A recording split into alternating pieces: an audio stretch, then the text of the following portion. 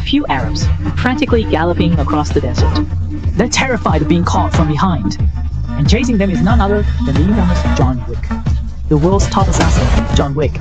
John pursues them on horseback, aiming and shooting, taking out enemies one by one, until he finally takes down the last one and arrives at his ultimate destination, in front of the Elder of the High Table.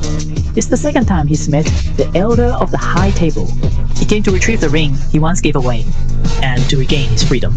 But the Elder in front of him is a new face. The previous Elder who took his ring has been forcibly replaced. John finds it laughable.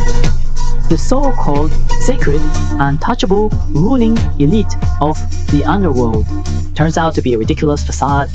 The new Elder tells John the ring vanished with no one. He thinks John came here for nothing, but John doesn't think so. John takes down the arrogant Elder of the High Table.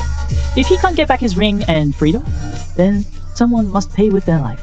Revenge can be sweet, but John has now stirred up a hornet's nest. Back in New York, a guest arrives at the Continental Hotel. An old man with a white beard hands a letter to the manager, Charon. Turns out, he's a messenger from the High Table. He demands to see Winston, the hotel's manager. The messenger brings troubling news for Winston. Since John assassinated the Elder, the High Table has elected a new leader, the Marquis, who now has full authority over the High Table. The Marquis' first order is to shut down the Continental Hotel immediately. The messenger then takes out a giant hourglass, setting it before Winston. It's like a death knell, signifying the hotel's demise. He tells Winston that the hotel has 1 hour left, and that the Marquis waits to meet him. Winston has no choice but to bring Sharon to meet the new head of the High Table. To his surprise, the new Marquis is a young man. Though young, he is supremely arrogant in his new position, deliberately wasting Winston's time, blaming him for all recent events, saying Winston allowed John to run wild. Until the hourglass finally runs out, Winston feels the ground shake.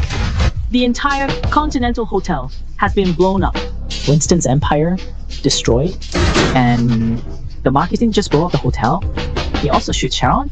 Just because Sharon argued with him, Winston, already an old man, now looks even older. He ran the Continental for years, with Charon as his best assistant and closest friend. But this young, ruthless Marquis, this was just his first move. After handling the Continental, his next target is John.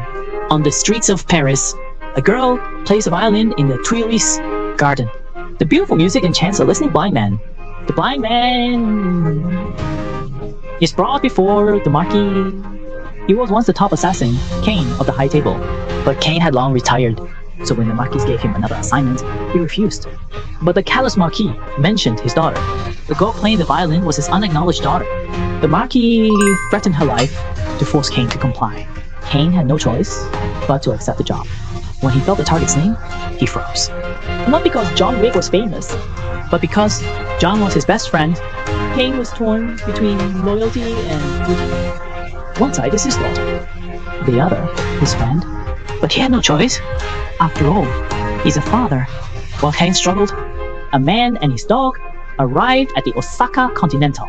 Since John's fame grew, young assassins have mimicked John, bringing dogs along, feeling more powerful. Once inside, he took out his phone. He received a bounty notice for John Wick. The bounty was now up to 18 million. For him, John was a legend, someone he admired, and now his target. He was in Japan for a reason. He heard John was here. The Osaka Continental is run by Shimazu Koji, with his daughter Akira.